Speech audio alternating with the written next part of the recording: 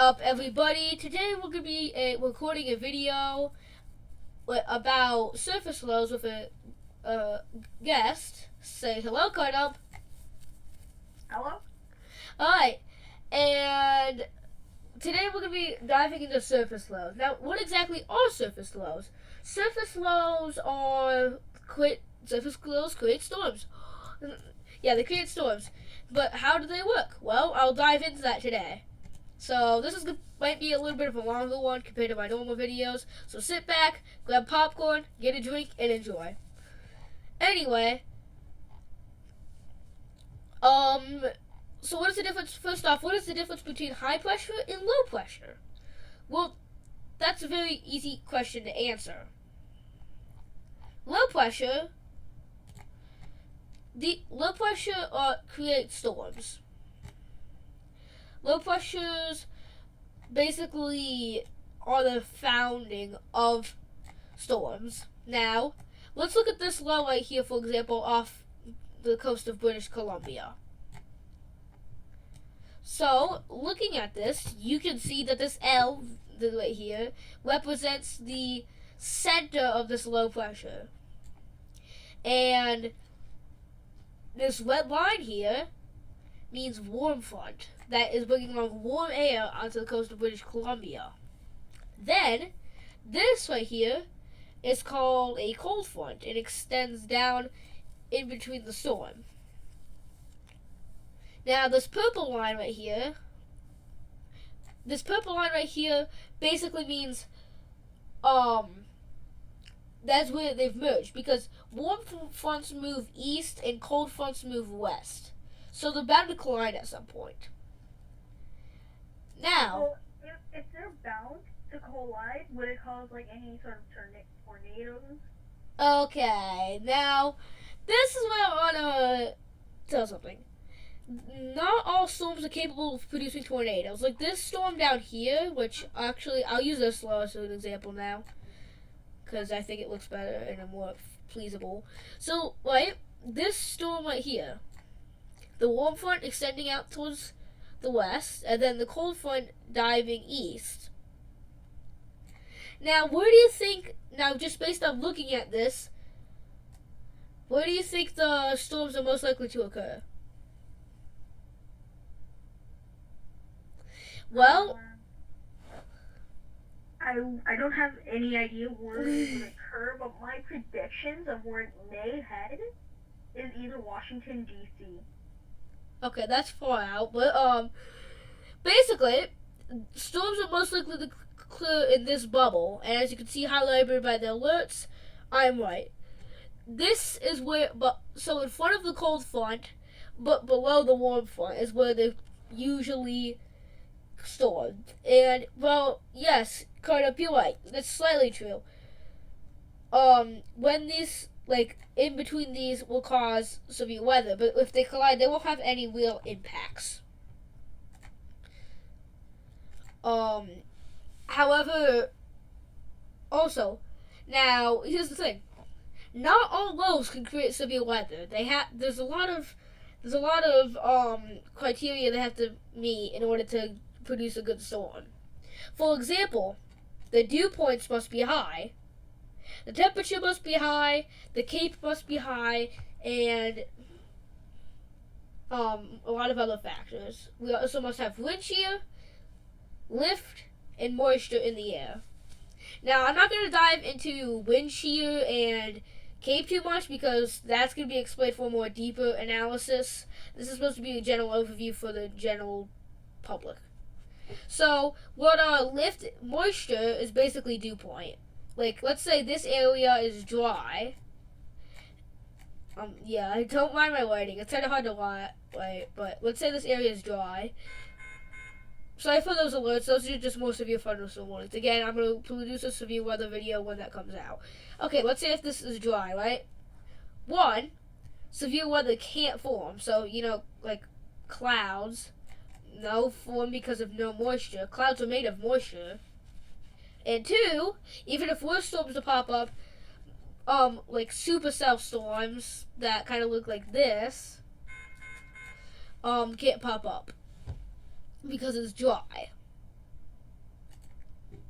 A lift is basically wind shear.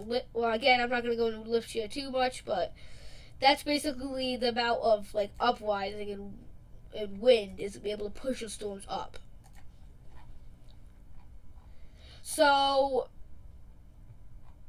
good up. Would you like to add some extra commentary onto this here? I do not. Okay. But, now I want to add a second thing. Now, you're going to see these storms in winter, and as we transition out of winter, you're not going to really see these anymore. They'll be very rare, maybe up north, but they're called winter lows. Now, why are they different? Well, they have two different things. They have a cold front, of course. They have a cold front. They have your typical warm front too, but they also have a third front. Now, what is this third front? The Arctic front. Basically, like an extra chilled air, like an amplified cold front that is moving into the cold front. And the warm air would move into the cold air.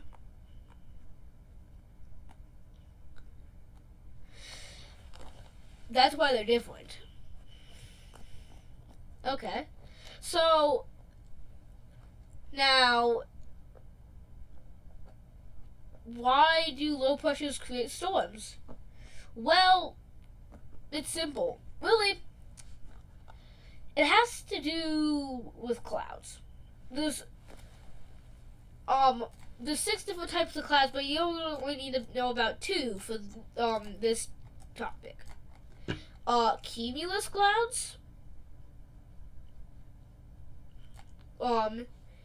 Now, cumulus clouds are happy clouds. We like to see these clouds because they don't produce, like, your occasional shower or a snow shower, but sometimes they don't produce anything at all.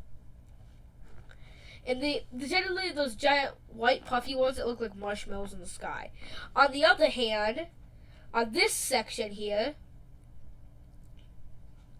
you have cumulonimbus clouds. These are not good. These are bad clouds because they produce heavy rain, heavy snow, and the storms that we see like these supercells over here.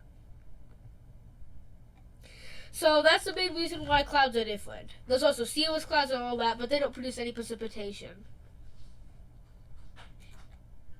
So yeah, kind of want anything to add on to that? No, not anything so far that I have. Or do you want to ask a question? Yeah. Okay. Ask a question. How is the weather formed? Like, is it formed by low pressure and high pressure being combined together? Okay, I'll explain it to you. So, let's say, right?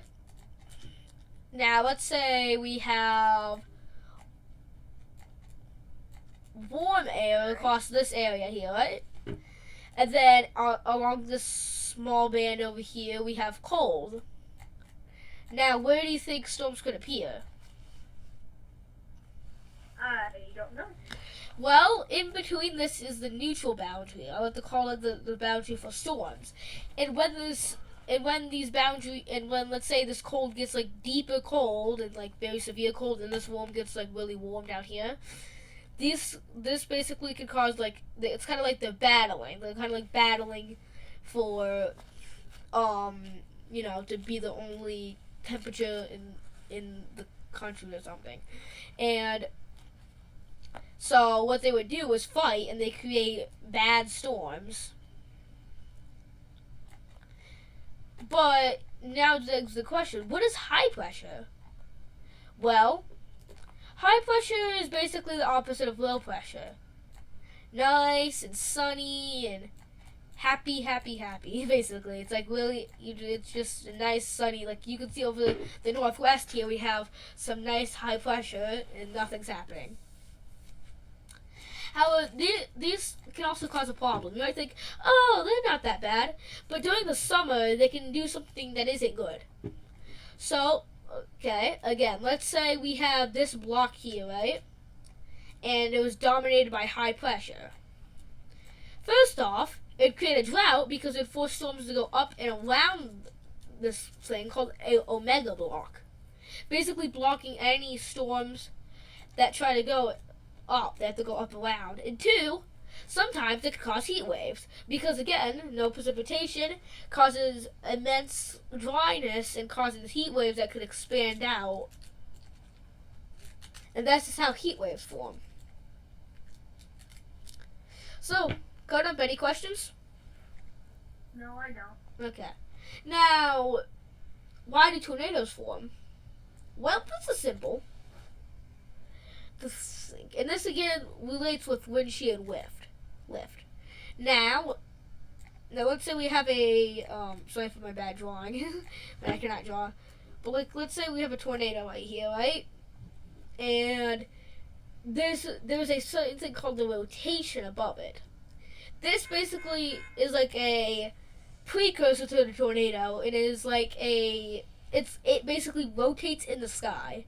If you see it, that's not good. That means that a tornado is capable of touching down in your area. So, with this lift and stuff, it creates instability in the air. And this instability can create moisture, lift, and everything needed to produce a tornado. And these can also create severe thunderstorms. Now, how does hail form? Well, hail forms like this. Now, let's say this is a cloud here, right? Up here's a cloud. And we have little moisture in the air. Oh, oh, that was funny. But let's say we have like little moisture up through here. And there's different layers. Like, let's say this layer is like 39 degrees, this layer is 33 degrees, and this layer is like 47 degrees. And then this layer is 39, and this layer is 47 or 46 or whatever. Basically, what this will do, these are like little rain droplets that turn into ice. Then they'll turn into rain again and become bigger rain droplets. Then they'll become bigger ice, and they'll become bigger rain droplets, then bigger ice crystals. Sometimes, now this is the world record.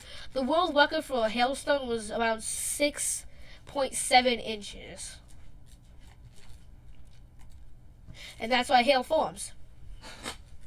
So, now one last question that kind of would like to ask another question. I don't have any questions so far. Okay. So, yeah. Leave any questions in the comments below. Please consider liking and subscribing, and I hope you have a wonderful day or night wherever you are, and goodbye.